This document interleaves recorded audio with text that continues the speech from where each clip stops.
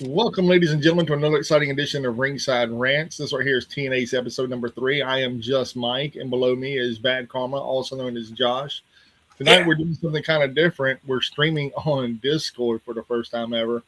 If anybody tunes in from the Discord server, I do appreciate you. If y'all want to join in, I can send you a link through the stream and say what's up to everybody. Um, get 10% off of w.gg. Get your W energy drinks on at w.gg.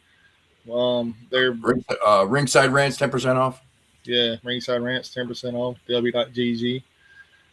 We just watched TNA's debacle of episode 3. We'll get to talk to that about that tonight. Also, I want to talk about AEW Dynamite, dude.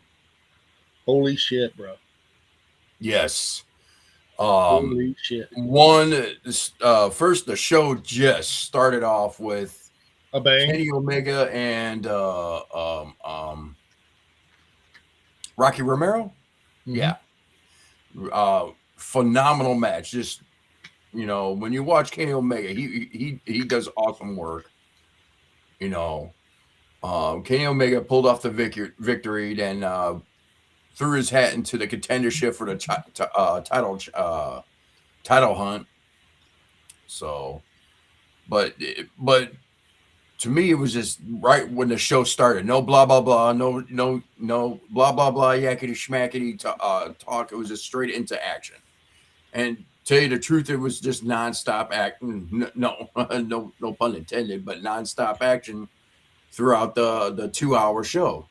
I mean, I can't think of maybe a couple segments that, I think probably only went like 10 minutes, maybe a couple, but no more than that. And I like, and another thing I like what AEW does is instead of having, like them to take TV time for doing interviews and all that, they post them on social media. Mhm. So much simpler. Like, and also we got the surprising Debut of the Tommaso Psycho Killer. Ciampa The out of Psycho nowhere. Yeah. Like, wow. Yeah. Going after Mark Briscoe. chicken. Going Dude. after chicken, man. I don't know how I feel about that. I like it. I mean, it's like I said, it's an open challenge, and I can understand if it was just some bum rookie, but no, you got a vet just coming out of nowhere, especially just someone just like what within a month. Mhm. I say like a month span, he was on WWE Network or WWE television, or was it Whatever you want to SmackDown? call it. He was on him, right? Yeah, with Carmelo Hayes, yeah. Yeah. So no, he was up with Gargano. Yeah, Gargano, yeah. Yeah, DIY. tag team with Gargano. That was the last time we seen him, and haven't really heard. All we know is that his contract expired. I have expected him to resign, but I guess not. Whenever he trademarked Psycho Killer, whenever Tommaso Ciampa trademarked Psycho Killer, Mm-hmm. I knew he was either going to New Japan or AEW, and I was hoping New Japan, but I'm okay with him showing up in AEW, man. I really hope they let him dual contract like they did with Takesh Dunn, Hechicero, and a couple other people like Persephone, and there's another one, Mascara Dorado. Mm-hmm. Give them dual contracts. Let them go wrestle everywhere, man. Let them go wrestle CMLL, New Japan, AEW, GCW, Yeah. fucking JCW, wherever, man. I'm cool. Oh, he's got to tear some people some asses, man. I hope he does a stint in Japan. I would have liked to see that too. Mm-hmm. But that whole show was dynamite, dude. As AEW would say, no pun intended. It was really fucking good. Yeah, I'm trying to think of other matches, and then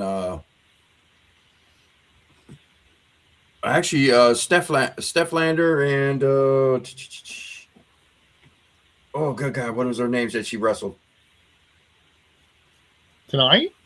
No, Dynamite. She wrestled on Dynamite. You mean Chris Statlander? Yeah. Okay, 'cause you said Steph Deland, No, no, I said Chris Statlander and Decla, Thekla. Yes, that was a good match. That was a really, really good match. hard hitting match, man. Oh yeah, Even but though Chris pulled it out. Yeah, yeah, we had to start this on a positive, because Dynamite was really, really good, and TNA which wasn't. It was better than last week. eh, It was. it was all right. I mean, It's still it was about the same, and it's like I said, they need to. Well, first, let me say we'll get into the first match, which was Nick Namath versus what was BD. it? Hold on, before we go that far, let's talk about the opening promo that sucked balls. The system. Oh, jeez. And Alicia Edwards walking out on him, talking about my contract's not going to stop. I'm going to leave. Like, Nobody yeah, cares. like it looks like everybody's bailing ship, man. 6-month contract with Sonya Deville and a 6-month contract with Elena Black. Man, I just don't see it, dude. I think what is this? They were. I know sacrifices in New Orleans, and we're talking about going. And the other one is what is it? No Surrender, Hmm. and that's next month at Tennessee, dude. It's And it's not looking good at all. no, it's not, man. It's really, really not. I mean, it's six. How do you offer somebody a 6-month contract? Because they know. I think your timeline might be more really. I was giving it 3 months. Is this after that first episode? I was like, yeah, I think this is gonna be. They're gonna pull the plug on this in 3 months. I honestly believe it's going to be sold. And between now and the end of this year, WWE will own TNA. And It, just a it, it, library, and that's all it's worth. And maybe they'll pluck maybe a 10, couple of wrestlers. 10 wrestlers tops. 10, yeah, 10. Hardys are they'll probably officially retire the Hardys because that's just ridiculous. Moose, you know, Moose he's up in retiring or age. Moose moving over? I think he'll move over. Don't you think he's a little old now? He I mean, is. he's not no spring chicken. I mean, he's going. Do you think like maybe if they do, how long do you think? What, maybe a 3-year contract before he officially hangs it up? Maybe. Then Righteous, I see somebody plucking the Righteous, but they're actually a really good tag team. I Mm-hmm. actually enjoy them. They've Mike been all over. Santana, I could see them plucking Mike Santana, Maybe. but he would. But he's NXT first. Oh, They gotta work on some stuff with him. yeah, he's NXT now. Um, Did you hear about Evil's new name in WWE? what's Evil gonna be? Sinister.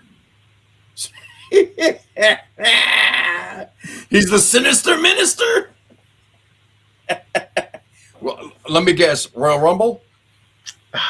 Dude, I have no idea, man. Possibly the Royal Rumble. That'd Possibly be a good way to debut him. Which actually, debuting Sinister. Yeah, we shall see. I don't know, man. I think it's crazy that we're sitting here talking about all this talent that left New Japan and AEW and TNA and WWE. I mhm. mean, everybody's going their own ways right now, and Steve Macklin got fired tonight. Kayfabe, whatever you want to throw that out the window. I mean, he's fired from TNA.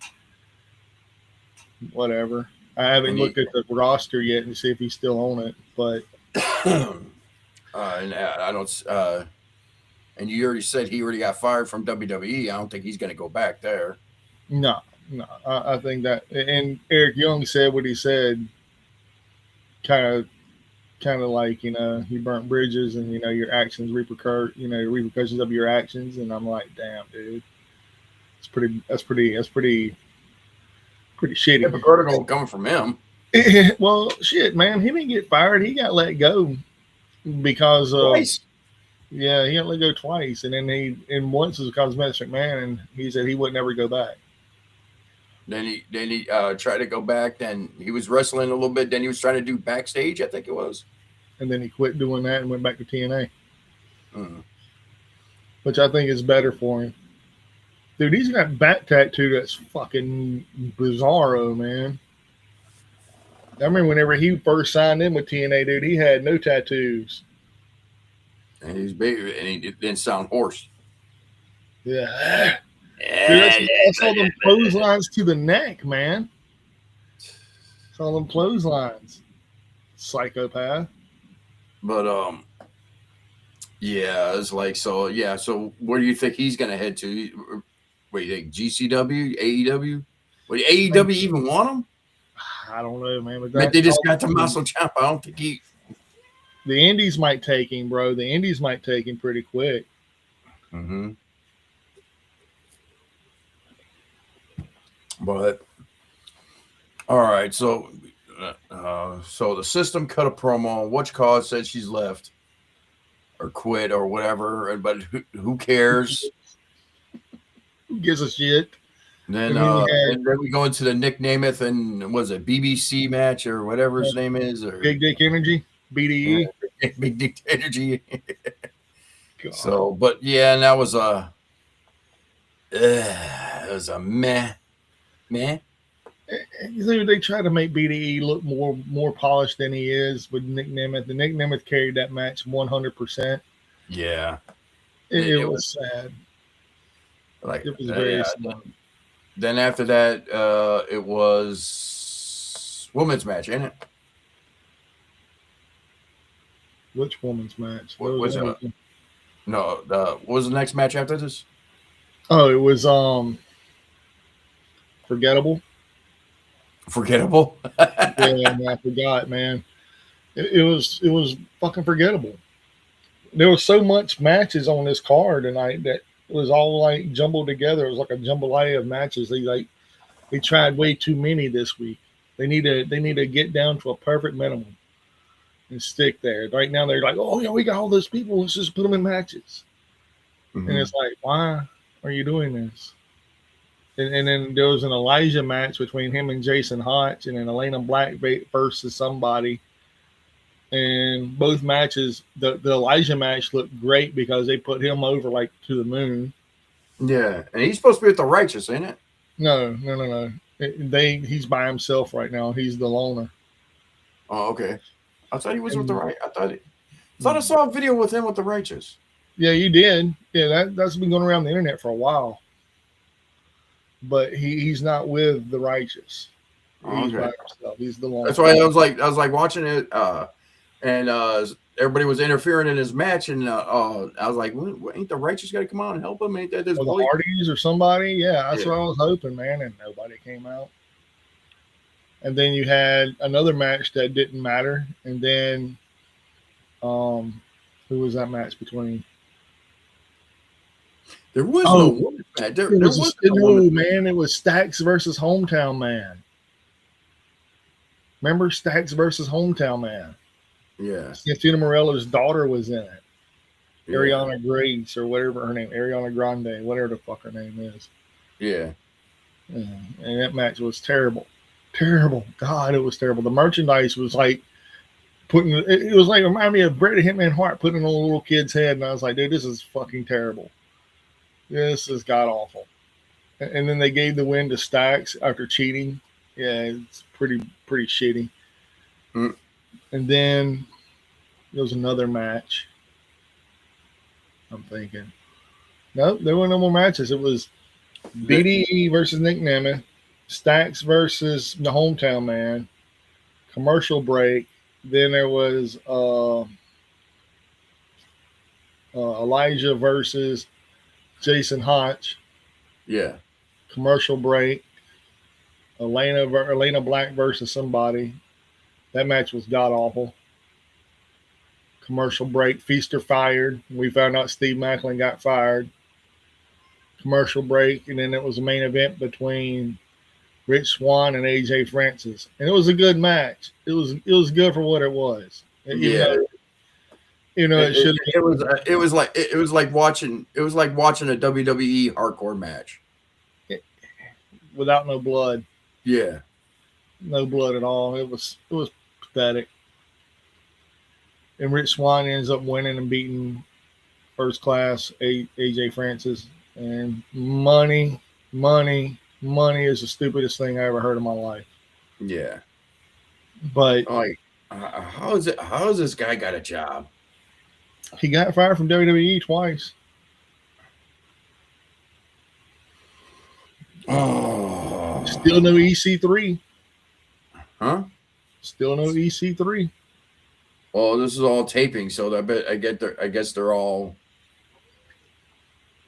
waiting for a live show to debut him, re-debut him. I don't know.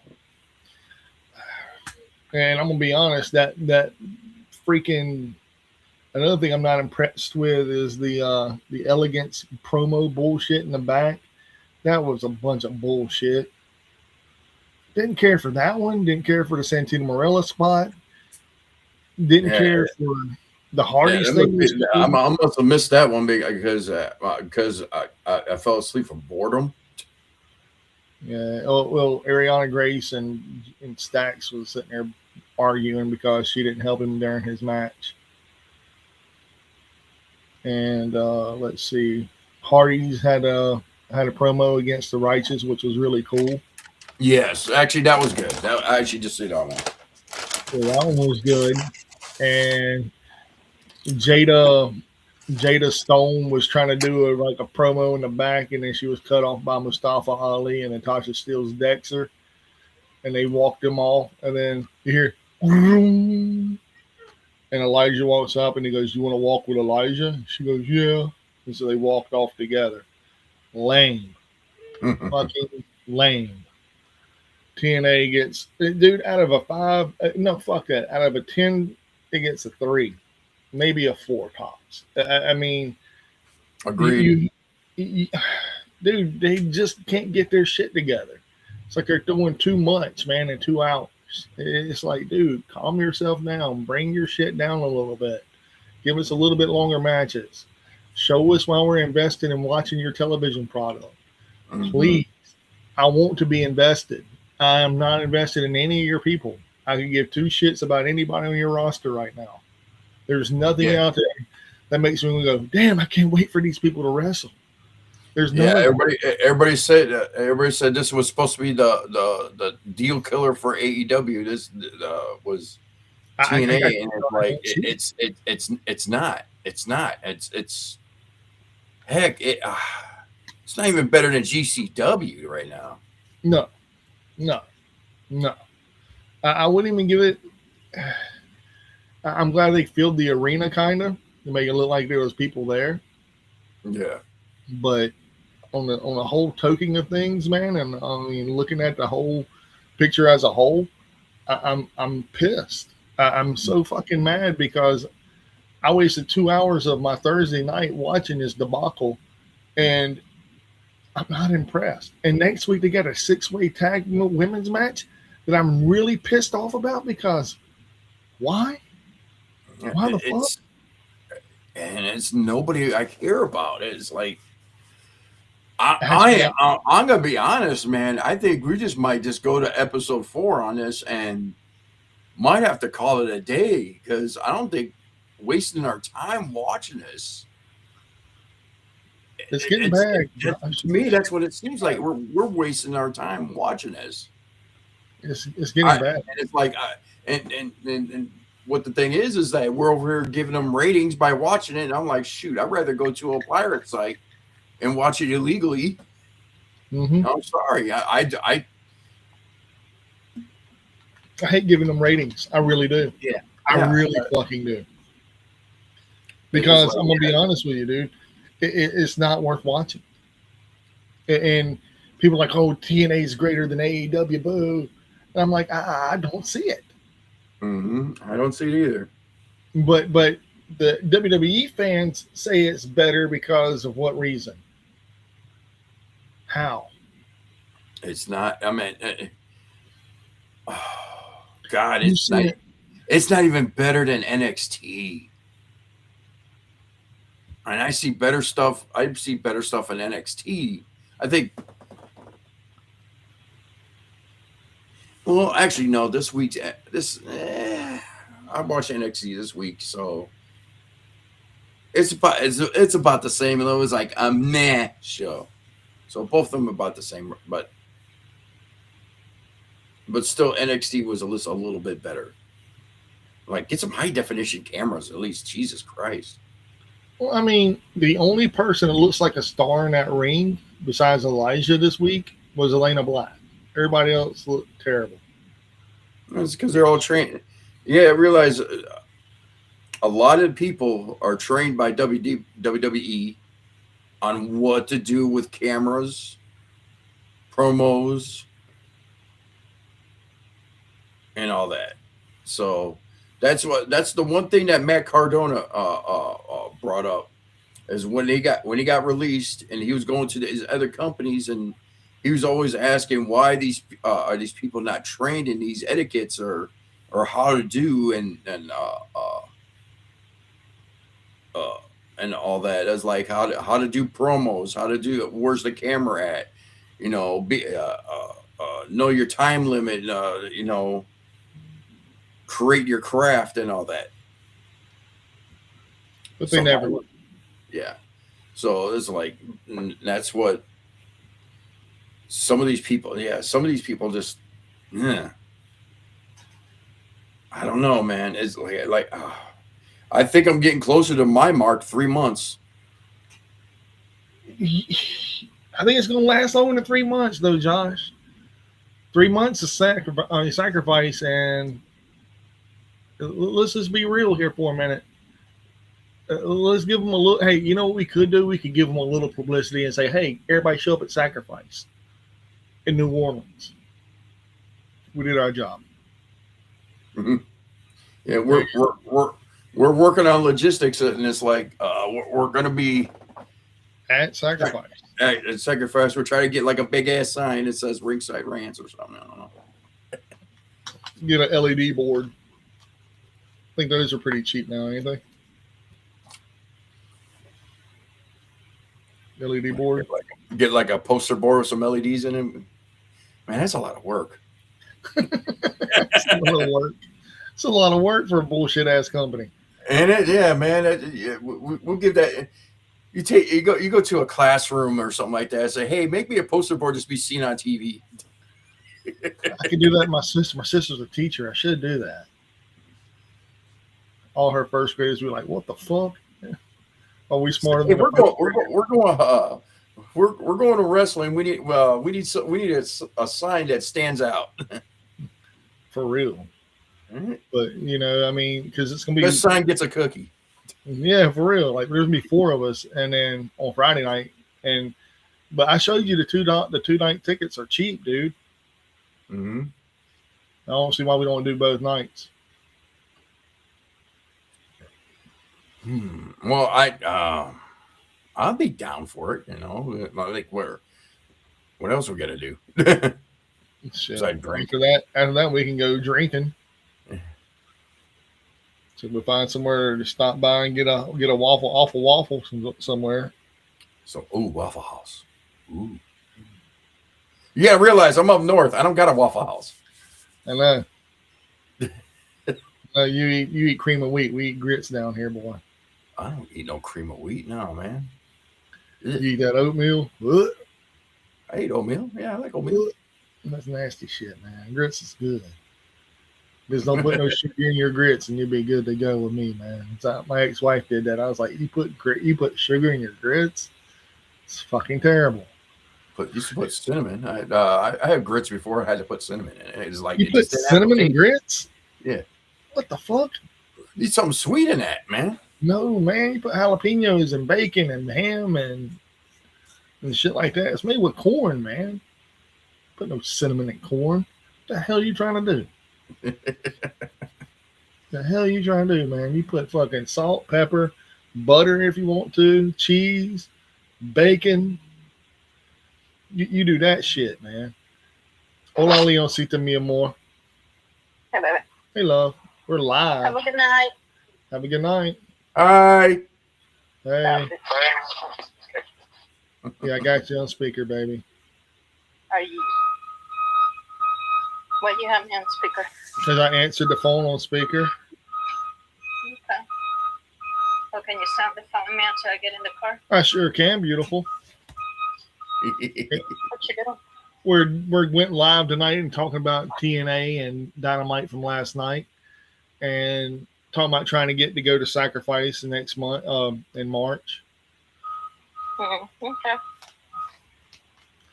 Are you leaving? I heard a backup alarm on a forklift. Yeah, I'm heading out. You're You heading don't out. have me live, do you? The what, baby? Do you have me live? Yeah, you're live. We're all live. Hi. Hi. I'm serious. They can hear your voice. They can't see you. That's great. They don't know who Well, you are, beautiful woman. They can hear your voice and know that you radiate beautiful. Oh, Lord. Oh. So cheesy. How cheesy. How truth. How truth I am. No, Don't that's believe lucky. anything he says. I'm a lucky man. it's so cheesy. You put a craft out of business. Whatever, bro. Whatever. Well, we went shopping yesterday and she had to buy Kraft macaroni and cheese, believe it or not. Hey, you can't beat that. I Can't don't be. need those. I don't need that. No, your girls do. Kraft macaroni and cheese. Cut up some hot dogs. There you go. See, I Yeah. never done them. You know what I used to do? I used to mix broccoli in it, and it was the best. I bet. Broccoli and mac and cheese, yummy. Yeah. You put Sounds too much like. it. That's the only time I'm gonna eat broccoli too is if it's got cheese on it. It's like, Yeah. my old lady's the same way. It's like, will you eat vegetables? Yeah, I'll eat any vegetable. You put some cheese on it. Oh man, come on! You don't eat turnip greens, bro? You put some cheese on it. Nah, you don't put cheese on turnip greens, bro. You got to put cheese on it, man. You can't put cheese on turnips, man. Them things are so good. Hey, I'm Where a big is he kid, man. from? Chicago. Yeah, that's why he doesn't need that. He's not from the South. Come on. True story. True story. Yeah, that's a Southern thing. That is a true Southern thing. What? They have a Cracker Barrel up there though, don't you? Yeah, we got Cracker Barrel. See, they got dumplings and. But you don't know. greens. But that depends on the state. Yeah, So you don't know if they serve that over there. Yeah, y'all probably don't get that turnip greens and shit like God, that, he's and cold. chicken and dumplings and shit. They don't even know what is that. Chicken and dumplings. Trying to think what. I know I That had is dumplings too. definitely not my favorite. Yeah, she don't like it because of the texture. It looks like dirty water, she says. What? Chicken and dumplings. Oh. It's so good. It is so good. It is so fucking delicious. I'm telling Hey, you, bro, man. know what? No, what I got? You don't got pizza puffs. What is that? Oh, you don't know what a pizza puff is? I don't have a clue what a Hey, pizza I'm in puff the is. car. I'm heading home. All right, baby. I love you. Can I call you when we're done? Because it ain't gonna be much longer now. Yeah. All right, give me Yeah, you kisses. tell me. Give me kisses. Mwah. I love you. Love you. Te amo mucho, Leoncita, mi amor. You también. Bye, guys. Bye. It's just Josh. Ciao, baby. All right, bye. Okay, how do I describe a pizza puff? Magnificent. It is so magnificent. Basically, it's like it looks like it's about the size of a pastry, about that big, and it's just stuffed with everything that's on a pizza, cheese, Like a calzone? sauce, huh? Like a calzone? No, it's not. Some like a calzone, but it's like the size of a pastry. So it's like actually it's about like the size of my hand. It's like literally it's a square. It's a square like this. It's baked and it's about as flat. So You it know sounds, what? I'm gonna have to buy one time, and I'll take a picture. hell yeah. I think that sounds amazing. See, but y'all don't have the home of the deluxe pizza though. Oh no, man, we got deep dish, man. No, we get 48 inches, bro. 48-inch pizza. It has a 48 lot. inch. Yeah. It's just a big pizza. That's extra large. Yeah. Yeah. It's But a huge pizza. what was the other thing I did? So another thing I did this week, I was like, obviously Tuesday I was out with my buddy Yeah, we know. We knew. We knew. for his birthday, and like I said, I went to this place called the Galloping Ghost.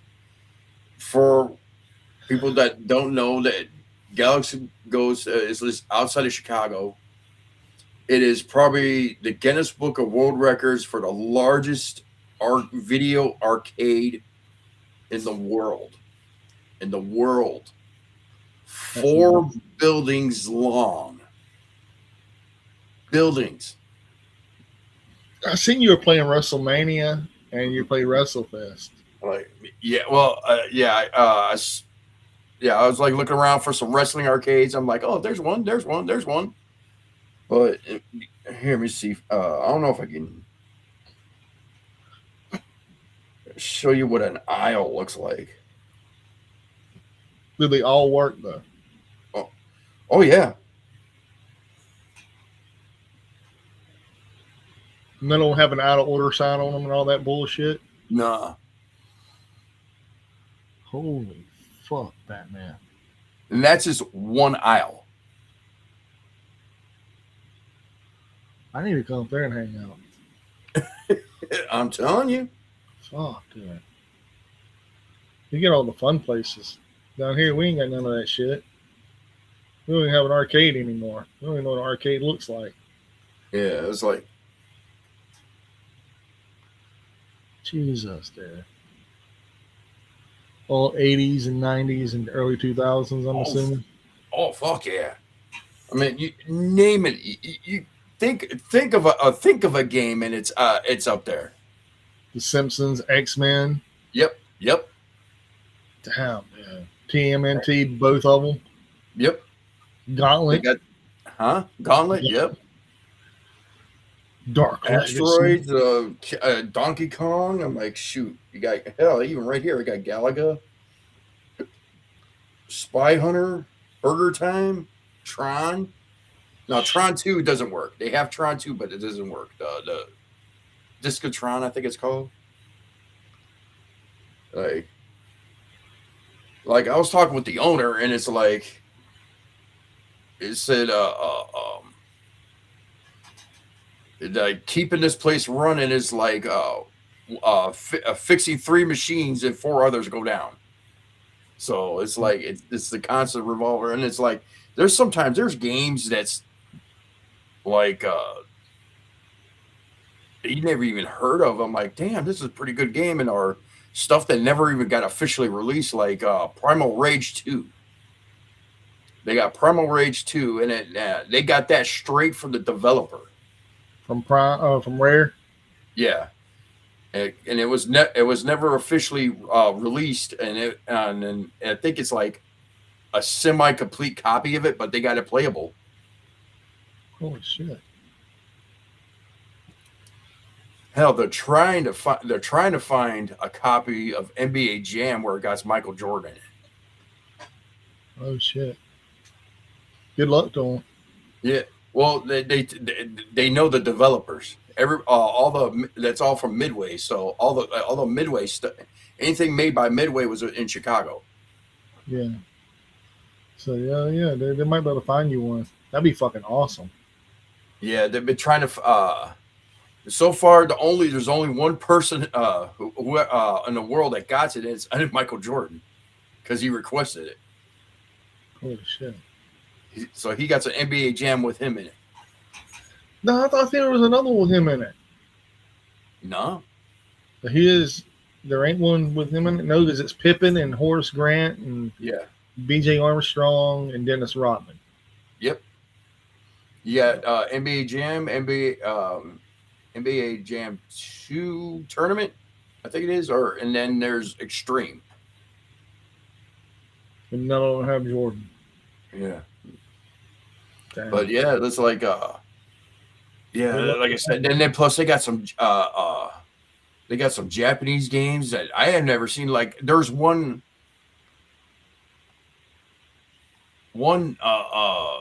game that I was playing. It was Capcom versus like what's that old anime TV show with the bird people? You talking about V-Force? Silverhawks? No, not Silverhawks. Something like Silverhawks, though. But it's more Japanese. Bubblegum Crisis? BGC? No. V-Force? Maybe. But they're called something else. They're called something else in America, and I can't think of it right now. Man, we got nobody in the chat to tell us. Nobody's here, bro. Not tonight. There wasn't nobody here Tuesday night either, for real. No, we got one person watching, so. Yeah. Oh my God. Hold on. I'm gonna look it up right now. I know the Japanese term is called V-Force.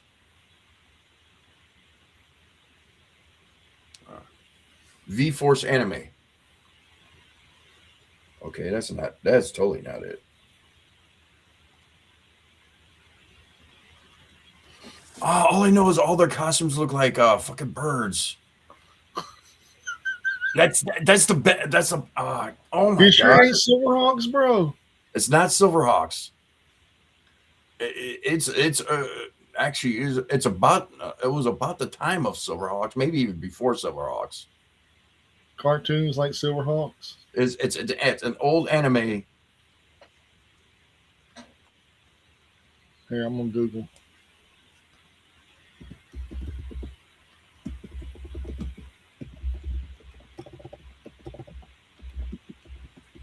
Anime shows bird people.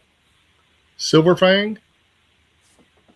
Anime featuring characters with bird-like features include superhero teams and fantasy shows. Some recommendations are Gatchaman, Okay. and Yatagarasu, which focuses on birds and their unique designs. I know. Okay, this is it right here, but I know they're called something different in America. Silverfang, maybe?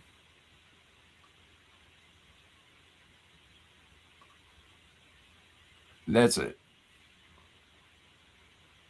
Series like Silverhawks is Silverfang. Anime No, like I'm showing it to you right now. It's called Gatchaman. Gatchaman? Yeah, but I know it's called something else in America. Okay, there's Silverhawks. There's She-Ra. What is Gatchaman called in America? Battle of the Planets. The who? Battle of the Planets. Battle of the Planets. Yeah, that. Not V-Force, G-Force. There you go. That's what it's called. Okay. Battle of the Planets, G-Force, Guardians of Space. That's okay. Yeah, that's what it was called in America. I'm looking. Because I guess Americans can't pronounce Gatchaman. But yeah, but going back to what I was talking about, they had that. There was that team, that anime versus Capcom, and I was playing it. And I was like, damn, I'm actually kicking some ass on this thing. G-Force, there we go. Not V-Force, G-Force. Hell yeah. So, but yeah, then I played one of my favorite games called Satan Hollow. Hell yeah. I remember that one when I was a kid. I actually met the artist who did all the artwork for it. Hell yeah. But yeah, I mean, honestly though, man, You didn't miss shit Tuesday night, man. We went and watched Lunacy episode 1. You said we might have got a copyright infringement on it. I think we might have got a copyright.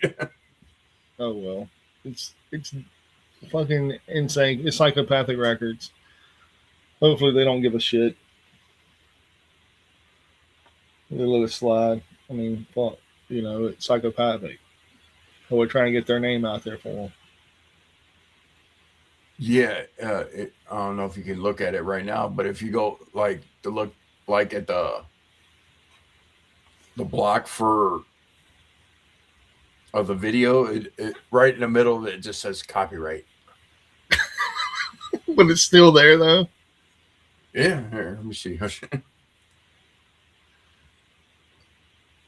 Well, I don't know if you can look at it right now, but I mean, dude, we've been getting some views on our shit, but we ain't been picking up anything. So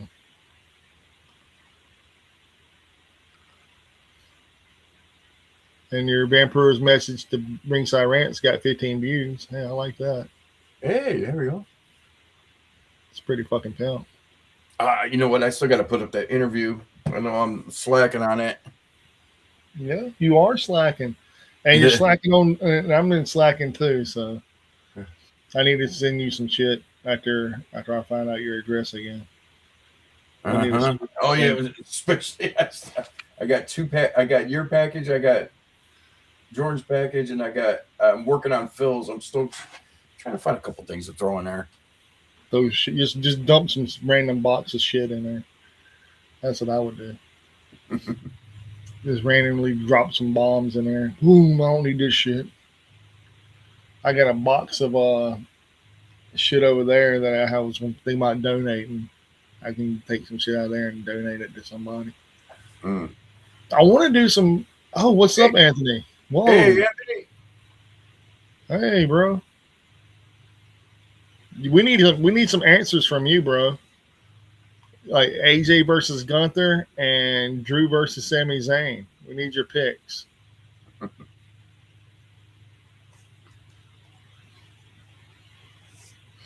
Yeah, I think then I'm gonna watch SmackDown tomorrow and then see if they add a match. They gotta add something. They can't. Everybody's thinking they're going to add the CM Punk match versus Finn Balor. Again, yeah, I don't. It's a little bit too soon. It's like,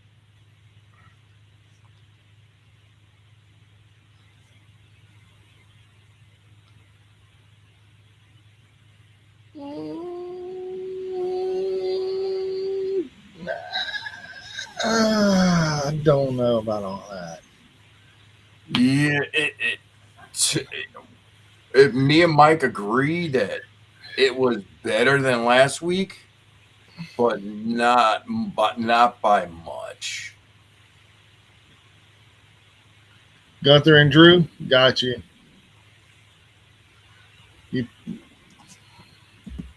Yeah. It honestly,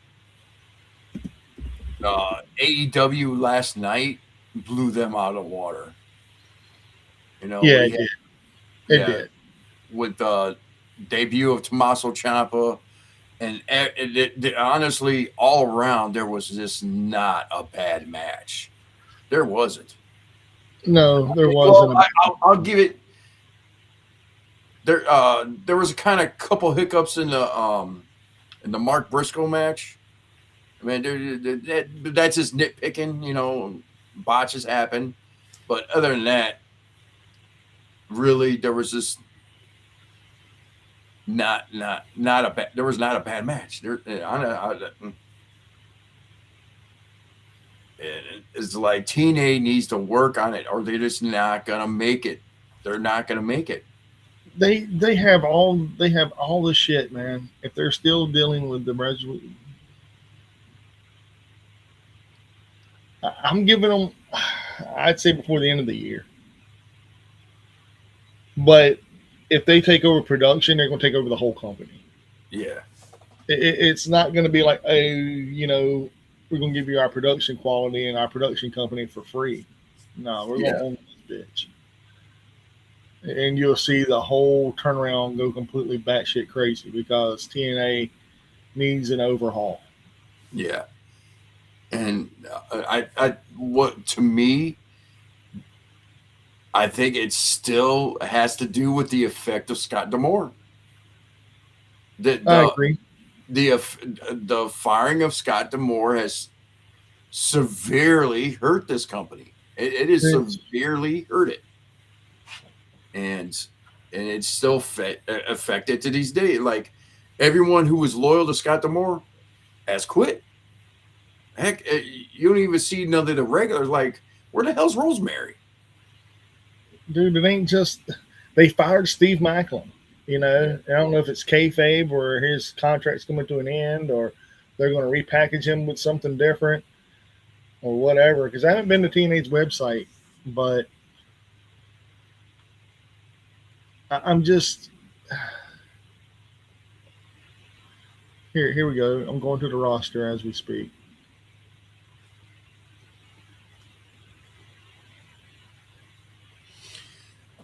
And in all honesty, if TNA goes under, it's going under. I mean, there is this no repackaging or nothing or changing the name or nothing. What it is this gonna WWE's just And gonna he's come gone. in and buy the library.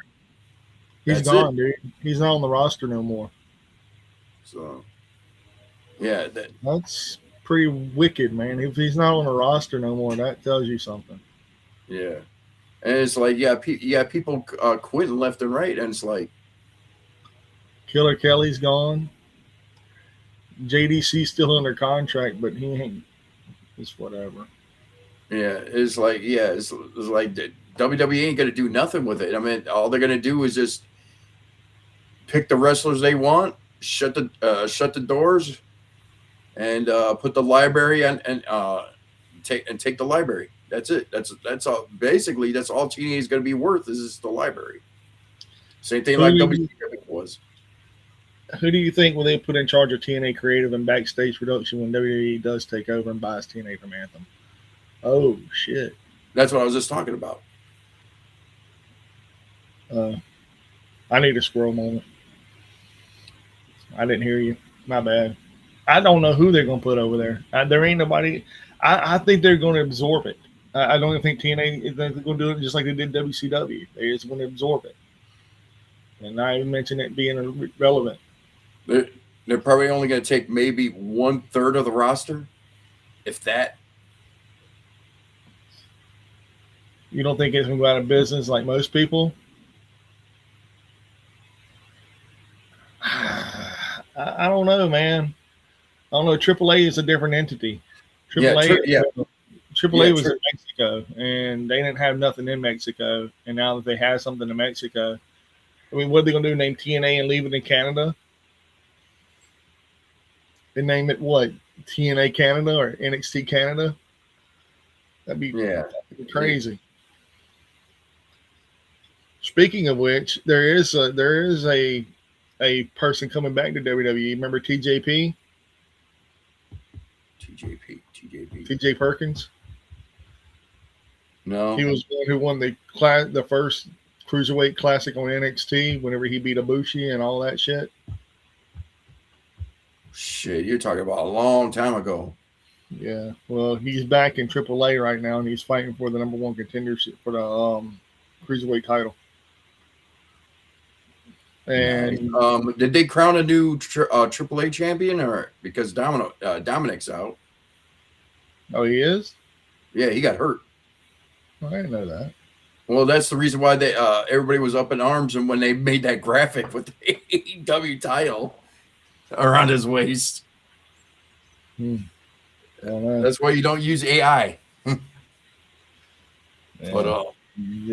but no, he got last AAA event he got hurt, so I think he had to relinquish the title. But yeah, I mean, if he got hurt, then fuck him, whatever. Hey, but that's the future of the company right there, man. Yeah, whatever. But he's supposed to be in the Royal Rumble. Yeah, he's supposed to be, but we'll see. See if he's clear to wrestle. We shall see. I don't think if it was a bad injury, I think I would have heard something about it, but I ain't never heard nothing about him being injured completely. That's news to me. I didn't know that, but I did know that what's his name? Moose is injured pretty good. So at Sacrifice when we're there, he might show up.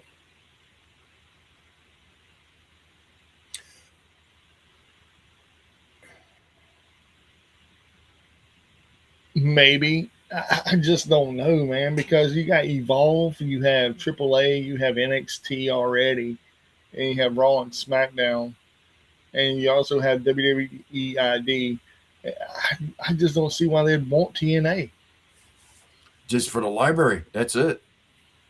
Fuck, dude, just buy the That's library and kill the company. Absorb them.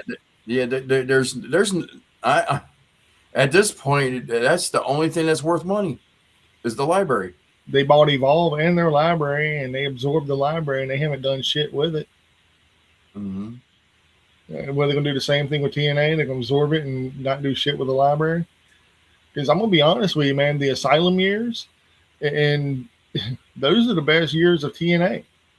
I hate to say it, dude. The Asylum years are the best years of TNA. Period. Don't get me wrong. There's splitting hairs between 2003 to 2006. Whenever you have a bunch of great matches going on, whenever I was there, between Samoa Joe and Christopher Daniels and AJ Styles and Sanjay Dutt and Jay Lethal, but it is what it is. Right now, it's we got the match with Gunther and AJ, and the big rumor is that he's supposed to be retiring AJ at the Rumble. And I don't want it to happen, but that's what it looks like it's going to be happening. And the only thing I could see the reason why they're doing that because they're going to have him retire from WWE and send him down to TNA to fill out his remaining contract and help them out or something like that, and officially retire from as a TNA wrestler. Probably that's because he wants what he wants to do. TNA ain't lasted 30 years. I don't see them jumping to AEW. I don't. TNA ain't lasted 30 years. They've been around since 2001. I'll give them that. They've been around for 25 years. I'll give them that. Yeah. But they're getting close to 30. But they're 25 years old. They're over their infancy stage. They should be a lot further along than they are. Yeah. Yeah. They should have been the number 2 company by now. Should have. Dude, whenever they had the knockdown drought, they were number 2 for a little while back in the day. Yeah, they were for, like I said, they were for a little while. Then Ring of Honor took Dixie over. Carter. Well, Dixie Carter really didn't have I really don't have a problem with Dixie. I have a problem with the way she came on television and became part of the show. That was where I drew the line with Dixie Carter. She should have never been part of the show. She should have been there to do things for the fans and hang out and shake hands and kiss babies. She should have never been part of the show. That's where I drew the line. Yeah. But she should have been like how Tony Khan is. He'll come out before the show, announce everything. Maybe every once in a while, bust out an announcement and will appear on camera every once in a great while. But he really does. He doesn't do the figurehead thing because having a coked out look, on camera, it's kind of not good. So he's asking questions. You think once Jeff left the company and Hogan and Bischoff took involved, that killed TNA even further when Dixie Carter took over the company? In my personal opinion, whenever Hogan and Bischoff got rid of the 6-sided ring, I was done. I was done. I think that was 2009. But a lot of the wrestlers didn't like it. Yeah, because it was different, man. But it took away their identity. He was like, no, I didn't take away their identity. It took away their identity. Don't get me wrong. It was unique, but every wrestler said they hated it. Every wrestler said they hated it. Yeah, because it was a tight ring. It didn't give back. It had no give in it. because of the fact the that TNA wasn't bad tonight. It wasn't bad, but it wasn't good either. it was better than last week. Yeah, that about where me and Mike agree is like it was better than last week, but not by much. It's still not going to be the number 2 company. Yeah. And everybody's like, "Oh, it's going to surpass AEW." I don't see it. I mean, if anyone watched AEW last night, I know Country. He sent out a text to me earlier today. That AEW last night was pretty good. Yeah. But AJ did a table for 3 with Sting, and they even said the wrestlers hated it because it actually took more years off their career because you didn't know where the person was coming off of. And that's true because it was 6 sides, and you had to play it off like a 4 side, but you had 6 sides of the ring. And I remember taking them apart that ring, dude. That ring was so hell putting it up and taking it down. mm-hmm. It was so much hell. Because they started off with a 4-sided ring back in the day, man. And when we got the 6-sided ring in, I remember doing the first month and a half, putting it up and taking it down, that it sucked. It's a smaller ring, but it's got to be better. They got to bring back the 6-sided ring, man. Dynamite was really a solid show. They made it all about the world title, which they should. That's the way it's supposed to go, man, because that's the number 1 title. You got to make it about that title. They even made it about the TNT title, too, which was really cool. Yeah, with the also... Yeah, plus the debut of Tommaso Ciampa. I'm like,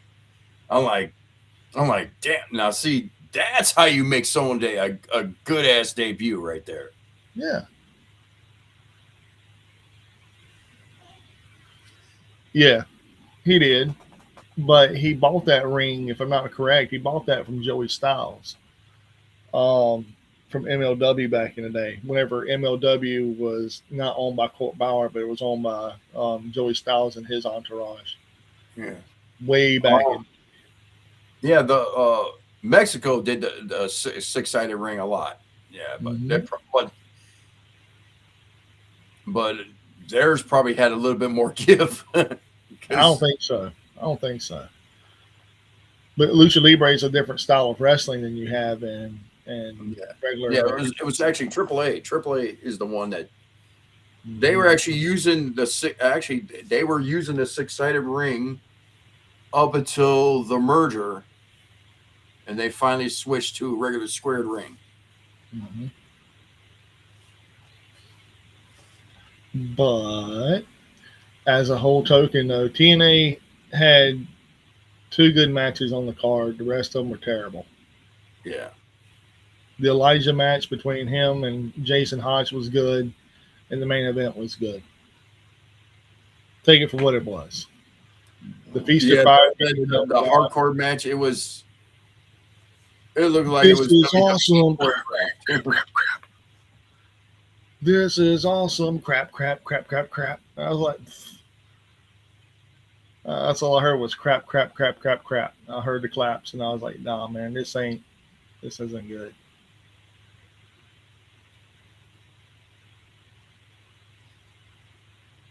No, they're not forgiving at all. Hell, Rey Mysterio killed a guy in the ring, if you recall correctly, in Mexico on accident. We worked for AAA. If you watch it, he snapped his neck. His move didn't do it. The guy actually hit the ropes first, and the guy was already dead. The guy was already screwed up, and he thought he was going in for the position for his little 619, and he did his move, but the guy was already. I think what it was is that he tripped and hit his neck on that rope, and he was just dangling there. Ray's like, "Oh, okay, let me go do my move," and he was already dead. Yeah, it sucked. Yeah, it sucked bad. I don't even know if you can still see it on YouTube anymore. I know it was terrible. Yeah.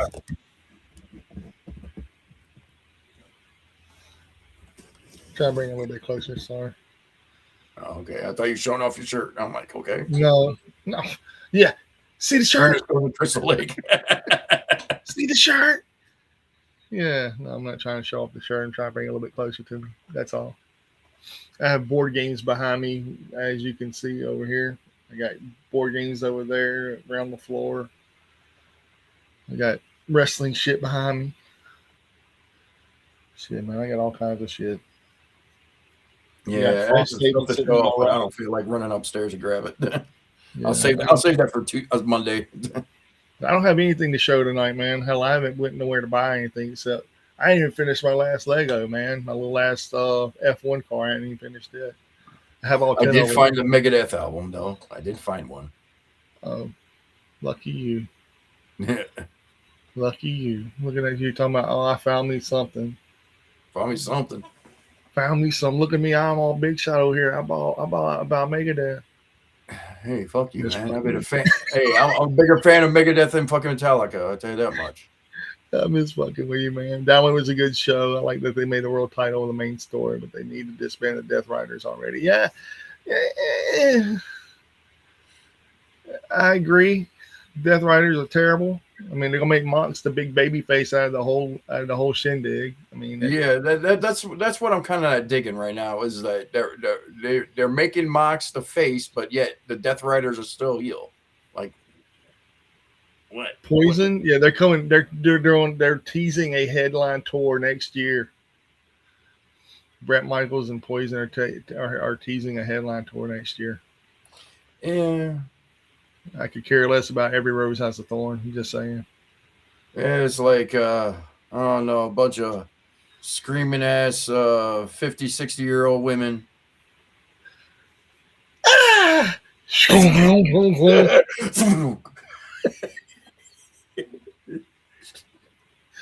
Did we just do that? Did we just do that? We did that. We did that. Like, hey, here we go. Holy shit! That's a lot of skin. Let me see your titties. Lang, lang, lang. Put them away. I'm a big fan of Dawkins. I hear you, bro. Rocking with Dawkins. Yeah, you can't go The wrong with that. Dream Warriors. I was never a big fan of Dawkins, but to each their own, brother. To each their own. My hair metal dad, I guess, was Twisted Sister because he fought against parental advisory rights. Twisted Sister I like. I'll go see Twisted Sister. Mm-hmm. He fought for the rights to have parental advisory stickers off of CDs. Now, the tour I'm looking forward to is Iron Maiden, Megadeth, and Anthrax. Everybody's looking forward to that shit, dude. Everybody's looking forward to that. That is pure fucking metal right there. Oh man, I can answer that for Josh already, dude. That's Megadeth all day long. Josh, do you prefer Maiden or Megadeth? Ooh, I like Iron Maiden. Don't get me wrong, I like Iron Maiden, but I'm a big Megadeth fan. I'm a big Megadeth fan. And I'll put Megadeth over Metallica anytime. Dave Mustaine.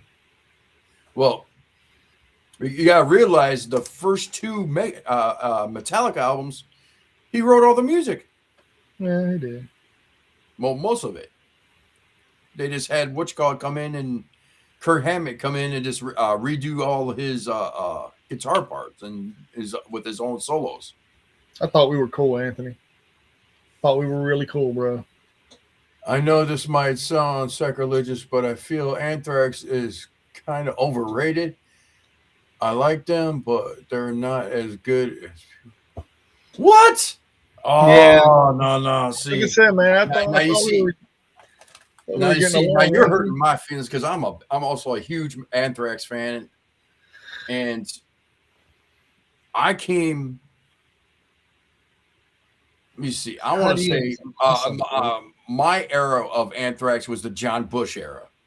That's when I came into Anthrax. I mean, don't get me wrong. I remember Joey Belladonna and all that, but I caught like the last years before they Scott switched. Ian.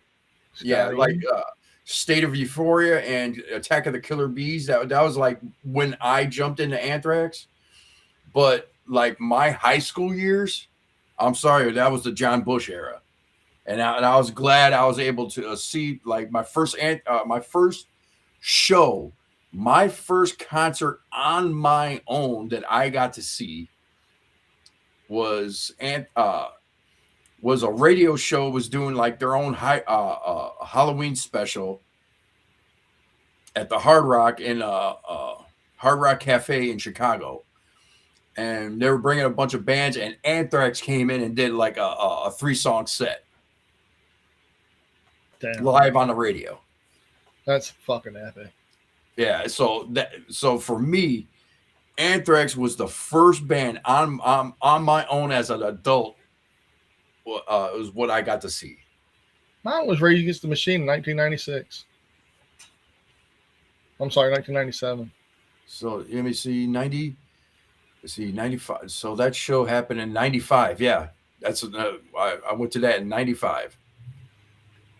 I'm a big fan of Rage Against the Machine. I'm a huge fan, even though they're no longer together, but still, it's one of the best fucking rock bands of mine. I'd still stand by that.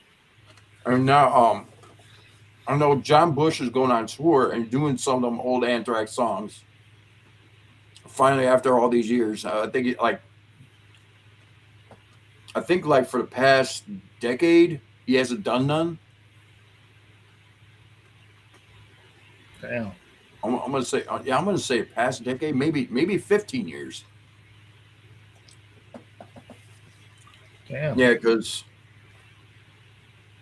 they the last one they did with John Bush, they redid all the classic Anthrax songs, like like Joey Belladonna era, but they did it with John Bush because they figured, hey, he's been singing it for years, might as well have him sing it. And after that album release, they got back with Joey Belladonna, did a couple shows, and all of a sudden he just came back in the band, and John Bush was pushed out. And even gone on a set of records like, I regret doing that damn album. I've never heard of Death Grind or Atheist, even though Atheist does sound like a badass death metal band. Let's see. I'm sure you listen to death metal, but you heard of Atheist or Death Grind? Atheist I heard of. Death Grind I haven't heard of. And not too much into death metal. I'm like, every once in a while, Cannibal Corpse, Obituary, some Death. 6 Feet Under, I'll listen to. But Death is good. But after a while, man, you get into some records where you can't even read what the name of the band is, and it's like, okay, I'm done. What was the one? Tortured Disciple? Ain't that the name of a band? Tortured Disciple? It probably is. I don't know. Could be. Actually, one band I'm currently list. I'm a fan of. It's a death metal band called Black Braid. Normally I wouldn't be into the vocals, but the music, I like the groove in the music for some reason. Like I just, sometimes it's like yeah, no. I'm like, okay, but there's like, but I'm just liking the riffs, I'm liking the drums, I'm liking the bass. I'm like, damn, this got a badass groove. I just hate the vocals. It's called Black Braid. Look them up. I will. And like the other one, like Mushroom Head's, what are they? Black metal. Mushroom Head. How do you describe Mushroom Head? It's like black metal. No, like it's kind of a mixture of everything. I mean, they got groove metal. They have black metal. They have trap metal. No, like it's metal mixed with like kind of like a hip hop. That's trap metal. Yeah. And they have black metal. A little bit of theater. Oh, Morbid Angel's awesome. my stance. I listened to more. I got to see Morbid Angel about 3 times. That was because they were on tour with Pantera, and it's like each time they introduce us, they're like, "Hello, we are Morbid Angel, and we are known as a death metal band." I'm like, "No shit, really? You don't say." What is the spirit with what's with the split with Judas Priest? Do you love them or do you hate them in terms of rock bands? Judas Priest is awesome, man. Overkill. Listen to awesome. Tyler over here talking about some overkill. Overkill. Oh, there's another band I'll listen to. Overkill. Matter of fact, I got a couple Overkill CDs sitting on the table right here. Judas Priest. Oh shit. You can't hate Honestly, them. for Rob Halford's age and to still be able to fucking belt out them fucking them chords, the vocal cords and everything. You can't hate that, awesome, man. You can't go wrong with Judas Priest, man. Tyler, that's like a bucket list. That's a bucket list band right now. Tyler, the Perfect Storm, dude. You have an awesome tagline, dude. Your name is phenomenal. Tyler, the Perfect Storm. Tyler, the Perfect Storm. Nice. Overkill. I like now. See, Overkill. I do like Overkill as well. Dude, I remember the big CD that came out and had Overkill on it right there on the center of it, and it was all like just, oh, dude, it was so good. I'm not a fan. I'm not a fan of that. Who did their voices in my head? Nickelback, probably. Talk to me. You know, you got make me bust out the old my old. Hold on, it's on one of my compilations. Hold on. Be right back. Rev Theory. It's done by Rev Theory. Oh yeah, there you go. Not a fan. But hey, fan. Oh, Not a fan. Is that? Are you found out? Yeah, it's Rev Theory. Okay. Yeah. Rev Theory did a lot of bands theme songs back in the day, man. Didn't they do a lot of band songs? I hear voices in my head. They talk to me. No, I could have sworn that was like a major band. I thought Rev. Dang it. Make me get up again. Damn it.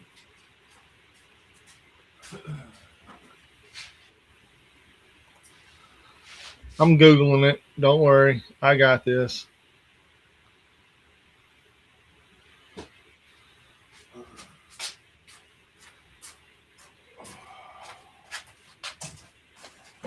Okay.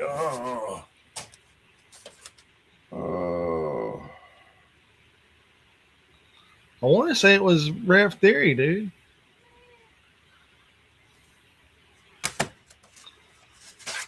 It was Rev Theory. Wow. Dude. All right. Let's go back.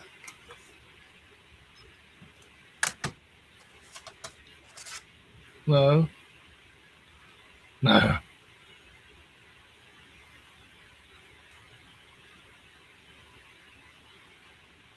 don't know. Rev Theory. Yeah, it's Rev Theory.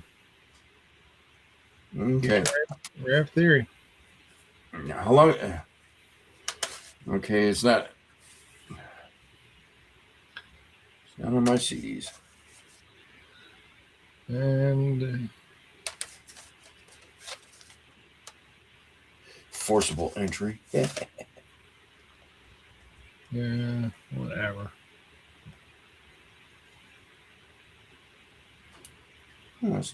Oh, damn. The band that did Edge's song is pretty good. Oh, it's my Alter Bridge? Yeah, Alter Bridge did theirs. Yeah, did his. Yeah. Yeah, I remember that one. That I do know.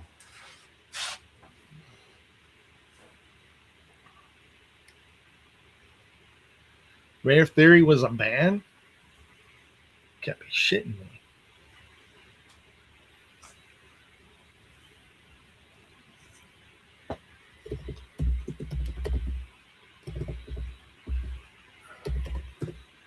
Rare Theory is an American rock band known for high energy tracks featured in WWE events. Light It Up and Voices. Hard rock, post grunge, and alternative. Yep, that's them. God, they must have put that on a later CD because it's not on any of the CDs I got. But I stop at.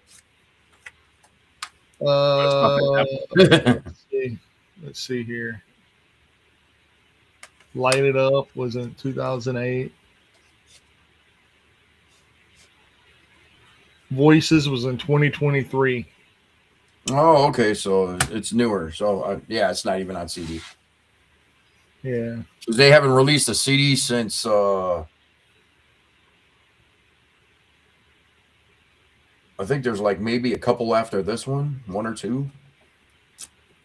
After the originals. 2008 to present, Voices is currently being used by WWE wrestler Randy Orton as his entrance theme. Oh, 2008? Mm-hmm.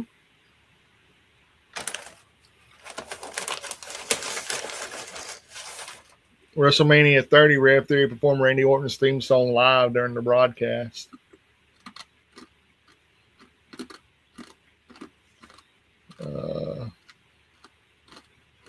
Breaking Ground from 2015 to 2016, We Own the Night was the main theme song for Breaking Ground.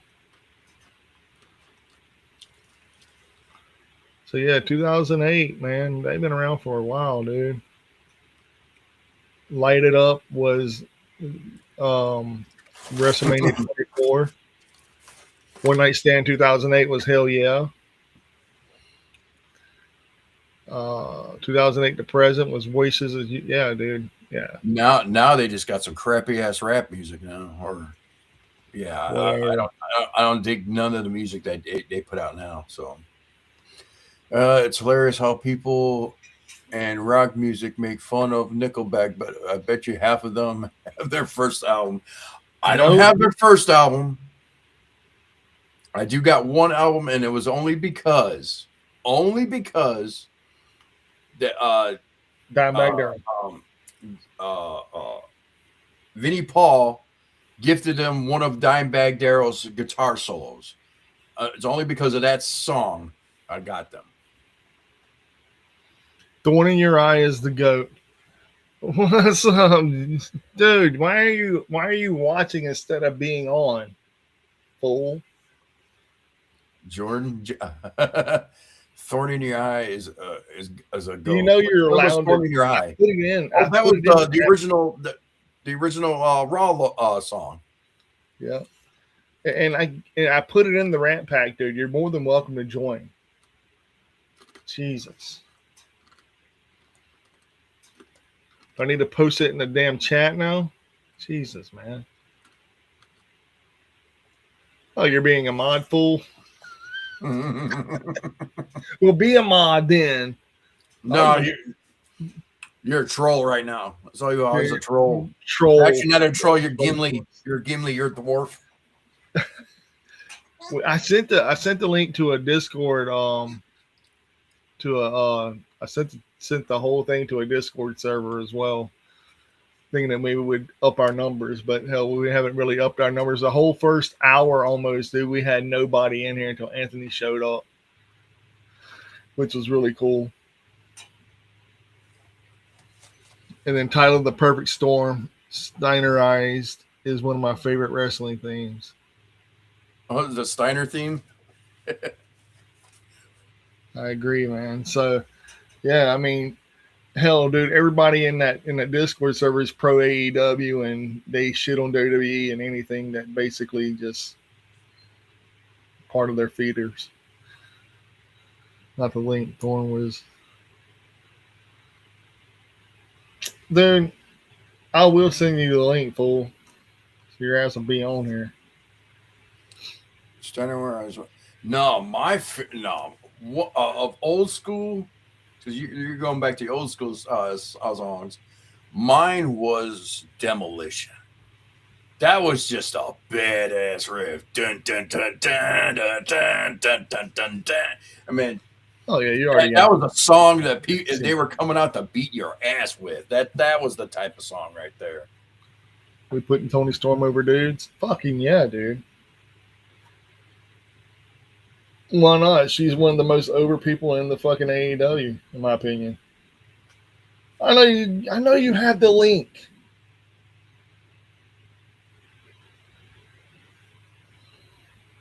Jesus. Yeah, I would. But yeah, Tony Storm. She's got the mic skills, man. I mean, she's just good. She just Oh, Dave Mustaine don't have any hatred, in my opinion. Dave Mustaine is shit, dude. Dave Mustaine is one of the rock gods. I don't think he has any hatred. I mean, I guess if you people who love Metallica hate Dave Mustaine, I guess, but I don't know. It's always been how do I describe it? It's always been a love-hate relationship because it is like it's one of them things. It's either you're a Megadeth fan or you're a Metallica fan. Tony got the oral skills. Listen, And most of the people, you see, I really didn't get in Metallica until my junior high, which is about seventh grade. That's I didn't discover Metallica until I was in junior high, which Justice for All was around. So I kind of missed Kill 'Em All, Ride the Lightning, and Master of Puppets originally. So I kind of jumped in at at uh, at Justice for All. Now with Megadeth, for years they were on MTV, and I always liked the style of James playing. And it's like then going back to find out that he actually wrote the first two albums of Metallica. Well, did the guitar riffs originally, the original guitar riffs for the first two albums of Metallica. Kill 'Em All. So that's why on their last album, he finally decided it's like he did his version of Ride the Lightning, which is look it up. It's fucking phenomenal. Yeah, it did. And Tyler said the Hollywood ending. Hold on. Let me go back up here. Hollywood ending reinvigorated his love for professional wrestling, dude. I agree, dude. That match was awesome between Mariah May and Tony Storm. Loved it. And Yes. it's weird. And it's weird for me. I'm a fan of both Megadeth and Metallica. Same here. And, don't get me wrong. I like Metallica and everything. So it's hard not to. But to me, let me put it this way: as of right now, a Megadeth ticket is more affordable than a Metallica ticket. Yeah. And do you guys think Dimebag Darrell gets put on a pedestal because he died so young and it's a big word for him in terms of rock music? Yeah. No. And well, now, yes.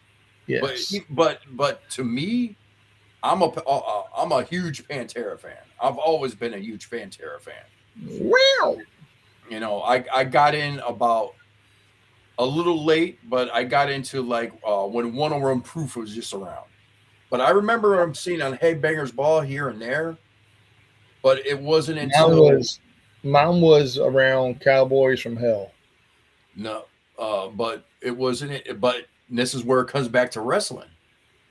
It wasn't until I was watching ECW, and when Rob Van Dam came out, I was like, when that it's like I knew, like to me, as like I heard the song, but man, that's a badass fucking riff. I had to ask a buddy, man, who does that? Who does that song?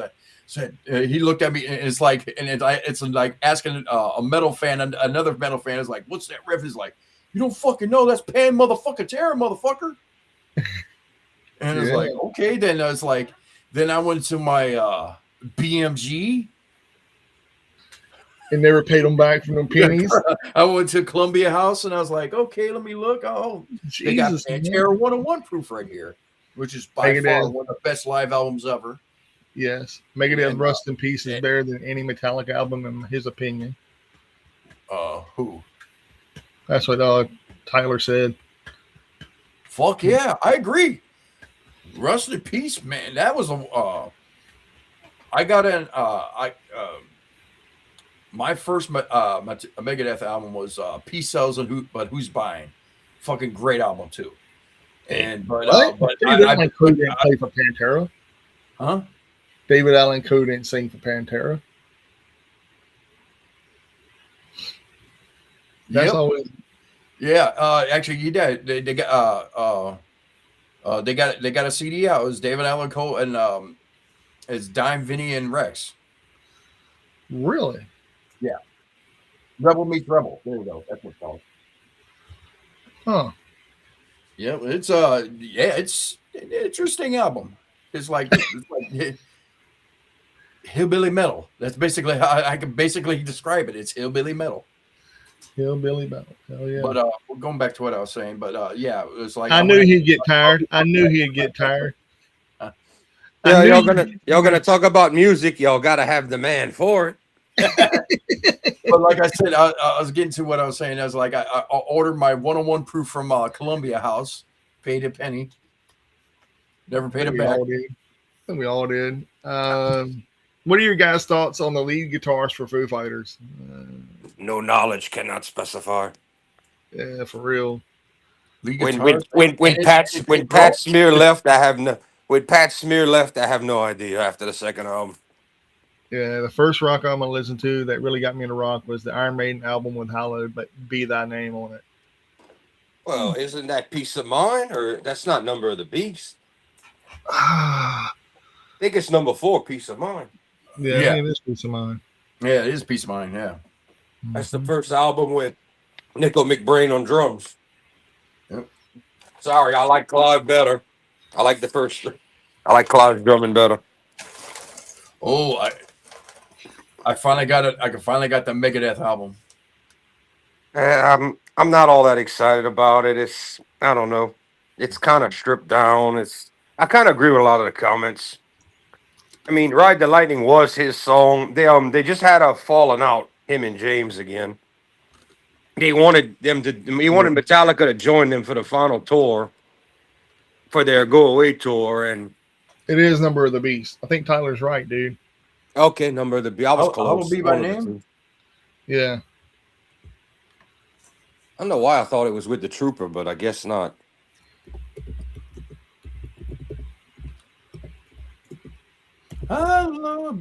Yeah, it is on Number of the Beast. Yep. All right, number 3, Bruce's first album.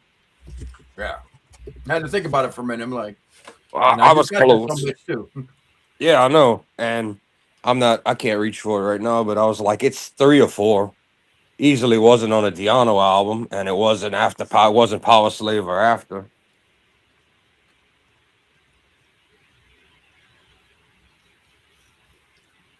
What the fuck did I put my? You better. Wow, that I mean, you just named 3 really, really great vocalists. Seriously. I mean, that's a hard man. Why you gotta be such an asshole? I can't even read it yet. Okay, George, Anthony put out who do you guys think is the better rock vocalist, Bruce Dickinson, Robert Plant, or Ronnie James Dio? I'm like, out of the 3 standing still, singing at their best, Robert Plant's in 3rd. I hate to see. Oh, he think Robert Plant over everybody. Anthony did. No, I had to say either. I had to go with Bruce Dickinson, man. I'm gonna go Dio, then for technique and talent, Dio, then Dickinson, then your boy. But I mean, I could pick other people too. Yeah, yeah, you're opening a can of worms, man. Yeah, you gonna make people hate each other, bro. Bruce is the best for being able to run around and cut his words and still be able to sing with all the craziness he does. But you do lose a quality from him having to cut words short and breathe with him moving around. Now in the studio, it's all perfect. I Yeah. mean, all three of them. Dio has probably the best diction, the best storytelling in his style of pronouncing his words. It's just if you analyze it, Dio might not be able to go as high as Dickinson, but Dio's performance and Yeah. the way he pronounces his words and how his delivery of the vocals is just neither one of the other two. I mean, Dickinson's great. Robert Plant has no voice anymore, so he can't. Plus, he hates all his Zeppelin music and the older stuff. So, I mean, Yeah. I always say, what would life have been like if Robert Plant wasn't? If they didn't get Robert Plant and Terry Reid agreed before Robert Plant to be in Zeppelin? How wild would that be? I think crazy. If the original, if Jimmy Page would have got what he wanted and got Terry Reid, who, if you listen to the vocals, Mhm. he could soar too. I mean, they're very similar. You could tell Jimmy Page knew the kind of singer he wanted, but Terry Reid was like, "Bro, I'm opening for the Stones in the U.S. for the first time in my life." You know, three of the biggest bands on the planet wanted Terry Reid and couldn't get him. Yeah, you got to realize Robert Plant after the 80s, that's when his vocal skills started going down. At like when you get started getting into 2000s, like the 90s and 2000s, his vocal skills started going down. But don't get me wrong, I ain't got Robert Plant's still one of the greatest. But out of the three, I have to agree with Jordan on this. Bruce Dickinson is great in studio, and he does a great job live. But like I said, he runs around and it's like, and A few things have to get lost in the translation because he can't breathe, but but he Dio still was puts the on a better, show. but Dio All was the right, better one. all right, all right. So Tyler has the most controversial metal take. Ian Gillian is the best Sabbath singer. He's good. Trash is awesome. Don't get me wrong, Ian Gillan is great and he's done great things, but versus Ozzy, especially the fifth and sixth Ozzy albums where Ozzy's singing better than he ever sang in his life, and then Dio's four albums with the band. He says the most controversial metal take, man. It's pretty Ian controversial. Gillard, Ian Gillard That from Ian Gillan was in Deep Purple. yeah, yeah, Deep Purple. There you go. I'm like, you know what? I've honestly never heard any of the Black Sabbath with him. It's different. It's very different than the other guys. It's more Psychedelic.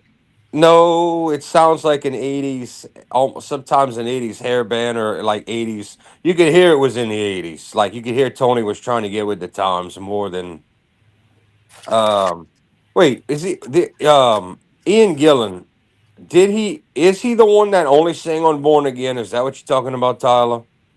Or is that Glenn Hughes that only sang on another Deep Purple guy? One of them only Oh, did the one album and the quality's horrible, and Tony's supposed to be redoing it.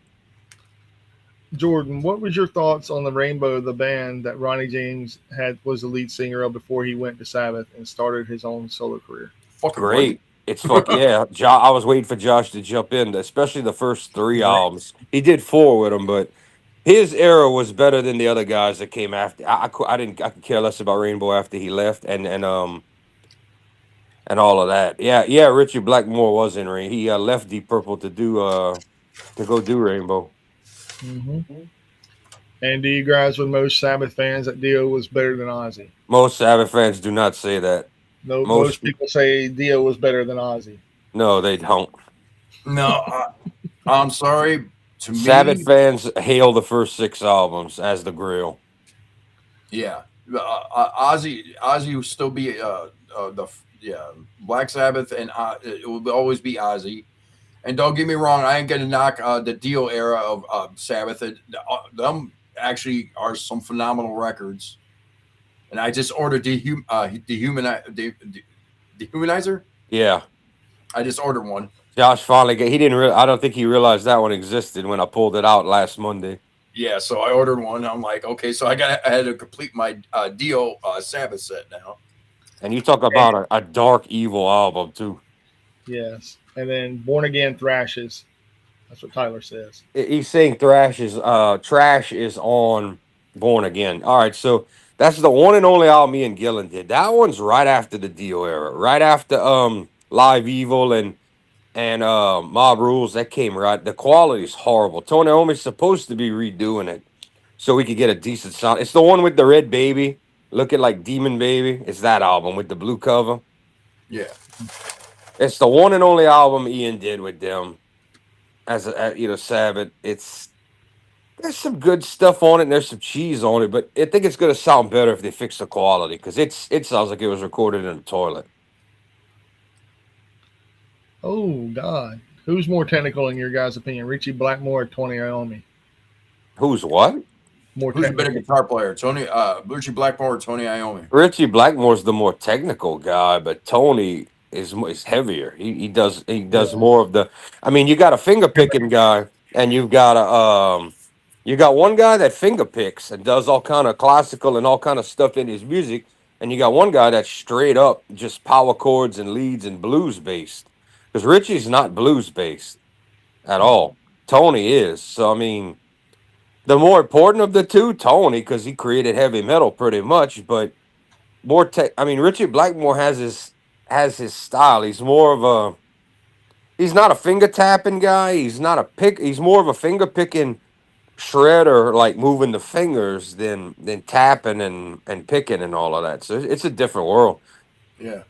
I mean, this is like you talking about a guy that created heavy metal. And Richie Blackmore, I say, was the precursor to Eddie Van Halen. That's not a bad way to look at it.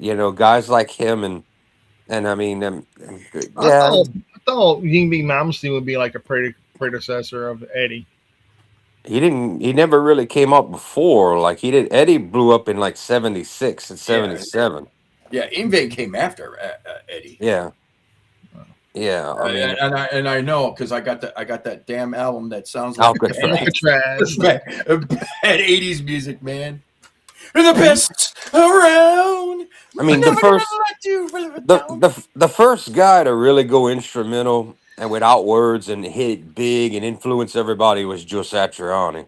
I mean, because then Yngwie was like, I don't need words after Rising Force, and Steve Vai started in '90 with his solo career. I mean, you didn't Then Joe Dream Sat. Theater. Yeah, but Dream Theater has long passages. You still have a front man. You still have a singer. Yeah. Joe didn't sing until like a track or two on his third album. Joe's stuff influenced the Japanese video game music makers and everything what Joe was doing. Have you guys been able I to mean, see the Guitar Monster documentary about Angus Young? No, No. I just replaced the burnt fuse in my house. I realized I had no power when I woke up. Oh shit. Yeah, I just screwed that in, and now my ice box is working again, and I got lights. How cold is it there where you're at, Joe Dan? I have no idea. I'd have to look at a thermometer, and I can't look at all my. I can tell you, it's definitely not as cold as the majority of the cold's over till the weekend. It's not gonna be as brutal as it was Monday, Tuesday. So that's It's looking over until 34 tonight. 34 tonight here. It's Yeah. at 42 right now. Oh, Yeah, I'm it not ain't- crying. I'm not crying for you. I'm not crying for you. it ain't 21 like the other night. Oh! You mean you're in the double digits again there? I'm in y'all the still- teens, man. I'm at 10 degrees right now. I was Jesus. gonna say 9. I was too. I was gonna say about 8. I bet the wind chill factor up there, man, is insane, bro. Oh yeah. If you put the wind chill, it's probably 0. God, man. And like right now, I got a heater on my pipes, so it He's doesn't got a freeze. heater on his heater, is basically what he's saying. Damn. I got a heater for my heater, bro. I'm decked. Anthony Lemmy's looked at as a god, man. If you had to name the 10 most influential people in rock and metal, Lemmy is not underrated. Maybe by people that don't know him, but anybody that does know of him, Lemmy's like a god. It's like, who win a fight, God or Lemmy? Trick question. Lemmy is God. Yeah, he That's must right. have not The saw that best movie. thing right now is Lemmy is God and Ozzy is forever. Yeah, true story. But Yeah. no, man, dude, we were talking about TNA and how shitty it was tonight. But I mean, it was better than last week. Mm. Steve Macklin got fired. They polished. They took a shit last week and they polished it up for this week. Yeah, the women match next week's gonna be fucking god awful. You got the whole Ash by Elegance brand versus Indy Hartwell and the Angel Warriors, which has been a fucking shit Short book. of the Indy Hartwell name, and I know that what's her face, Dana Brule. Dana Brooke is in Ash by Elegance. That's all I fucking know. I could care less. Yeah, it's gonna be a trash bag. It's gonna be a Trash bag. trash bag hose, getting a trash bag hose. But yeah, the Righteous will be fighting next week. I can't wait for that to happen. That's the only match I'm looking forward Probably the to. only match to look forward to. It is. It really truly is. That's I mean, I see Tyler said Blackmore is the best. You enjoy Blackmore's medieval music with his wife, bro, which is all he makes today. His minstrel music. yeah. TNA is trash. I watch JCW and Hollywood Haley J. Dude, I'm in love with JCW. Um, we watched the very first episode of JCW Lunacy, episode 1. When was it? Yeah, Tuesday night. and no Evil Dead. I'm pissed. I wanted to see Evil Dead. Damn it. Who is not That's Violent J's? Who is not Violent J's brother? Jump steady under a mask.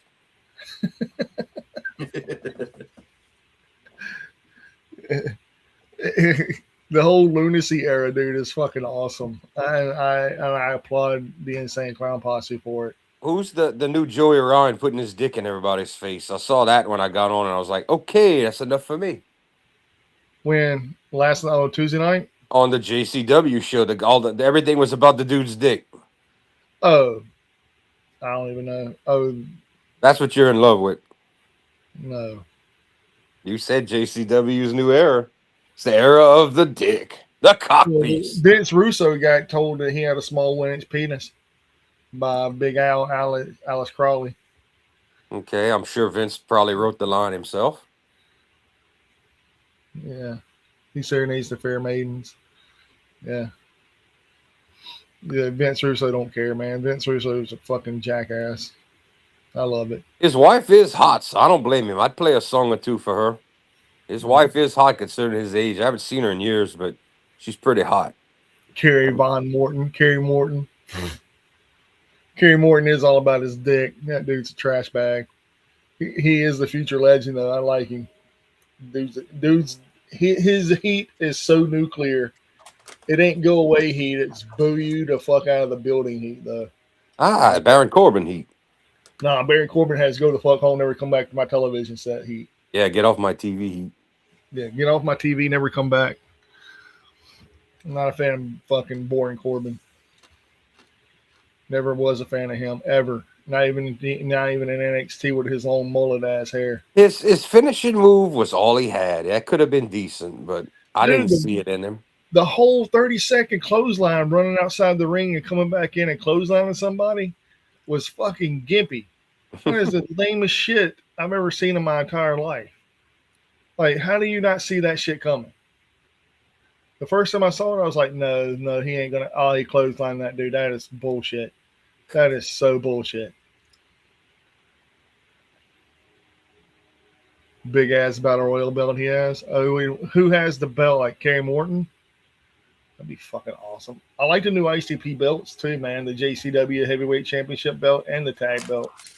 Brought to you by Figo. Figo. Send your mama straight up out to the stove. Tell that bitch to bring home a Figo. Now back to the show. Yeah, that shit's hilarious, man. That's the funniest thing. It's like ICP owns Fago. Valiant J does. He's the CEO of Fago. Which it's about damn time. I mean, shit. Only took him I wonder how much he paid for that. I don't know, man, but I'm just wondering how many years it took them to realize that he is their only sponsor. And they probably buy more product at the shows to launch and explode than they sell. No shit, dude. No shit. Hell, at the ICP show here, dude, they had a Fago truck backed up to the fucking venue. I bet what you want. He's thought about it for years, and it came up in the last couple of years that somebody was willing to sell, and he's like, "Wait a minute, I'm getting in on this." I bet you he was thinking about it for years, but the opportunity finally, like let's say in 26, 27, with the whole the Discovery merger and all of that, and Netflix and all, like when if HBO does go the way, if HBO Max gets taken over by Netflix or goes the way of the dinosaur, that the Discovery's own streaming service of the other, AEW might be moving over there. Yeah. That's been a lot of the talk. Yeah, And then the question is, do you uphold the deal when there's a buyout? They're not AEW is not guaranteed to get to finish that contract. They might end in 3 and 4 instead of 4. It depends on who wants to move what around. So it's not guaranteed that till the end of this contract, AEW is locked in with their max deal or even the TV deal. It's not guaranteed. I hope we get there locked in, man. I mean, my God, dude. It's going to depend on Warner Brothers. The Warner Brothers side got sold. Tony Khan is majority share holder, but I don't know if it's the Warner side or I think it might be the Warner Brothers side. They own like a 10% in AEW, Hmm. so they still have some kind of stock in it. Well, that's And good. and without TV, we know you're blown up. You're not worth anything if you don't have TV. You have to. I mean, hell, which look at TNA is GCW. about ready to do is like they're destroying themselves every single. Like Yeah, I'm upset. I gave them ratings by watching their show tonight. Oh, should have done like me. Don't watch. Don't watch. Well, Get some sleep. it's dude. it's it's kind. Well, I'm gonna say it's kind of the job to watch, but Right, right. I that's what know. we pay I for. know. I know. It's not my job. I'm not saddled with TNA. But dude, Tommaso Ciampa showed up last night in AEW. I heard they're gonna throw him right against Briscoe, and they're giving him a title shot that he hasn't earned. Well, it's an Open open challenge, challenge. so anybody can challenge for it. Mm. Yeah. So yeah, I mean, I dig it. I don't think he's gonna win it, but I dig it. You don't think they're going through all this trouble with a title on the first night, and they're not gonna take it off of Briscoe and put it on Ciampa? Mm. That's what I mean. Next If it's this Saturday, Get some people watching it. Get some Yeah, people get watching. people to actually watch Collision instead of the 10 people that are watching. and I like the way they debut him. I liked his theme music and everything. Real heavy First, I was metal. like Psycho Killer. I'm like, as for because somebody, I don't know if it got leaked or is that what he went by in Yes. Ring of Honor? Yes, before the WWE era, and even in this when he did the CWC, when he was Psycho Killer, he was at his best. Like I was like, they have to bring the Psycho Killer character back. And I was like, if he would have went to New Japan, I knew he was gonna be Psycho Killer guaranteed. Well, no. He wasn't known as a psycho killer. It was a Sicilian psychopath. Well, when they were hollering Psycho Killer when he came out and not on AEW, but 10 years ago? When he showed up in NXT, they were chanting "Psycho Killer" because of the Sicilian psychopath. Right, but that's his nickname, like Murder Grandpa for Suzuki. Because since I've seen Ciampa, when he was the Psycho Killer character, he was just more zoned in. Then they made him buddies with. I remember watching his match with Gargano, and they told story in a CWC match. We was like, that's really good. They need to sign both them dudes. Yeah, I want to see more of the Sisters of Sin on AEW. Everybody does. Everybody. Shit, yeah, dude. Oh, that sky blue ass. Oh, Jesus Christ. You know, Elena Black's from Chicago too. Yeah. Hey, Phil. I touch sky blue. I like your Venom shirt. Well, this is it's a Venom inspired shirt. This is from that place in Chicago I told you about, Kuma's Corner. Oh, okay, all right. I thought it was I thought it was the Welcome to Hell. Well, actually, it's the hat too as well. So, Okay. but yeah, they every promotional ad they do for the place, they use old metal logos and everything, and this is one of them. That's pretty Kuma's fucking Corner, cool. so. Yeah, it is cool. That's iconic. That's like one of Slair's biggest influences. Cliff Burton as well. Like I said, when you guys come up here, we're going to that place. You got the place to eat at? Yeah, gotta get the Slayer burger. Hell yeah. Well, Y'all want to call it here, or y'all want to continue talking? 'Cause we got a big show Monday night. Yeah, it's midnight, so and I got to get to work tomorrow. So, All right, ladies and gentlemen, if you're not watching Ringside Rants, you're doing life wrong, brother. yeah, and man, we're not just food that you eat, ladies and gentlemen. We're also food for the ears, baby. fucking right. That's right. And it don't matter if I'm in the chat, if I'm live, or if I'm not. Always remember, what's mine is mine. What's yours is mine too. Ladies and gentlemen, this has been an episode of Ringside Rants you'll never forget.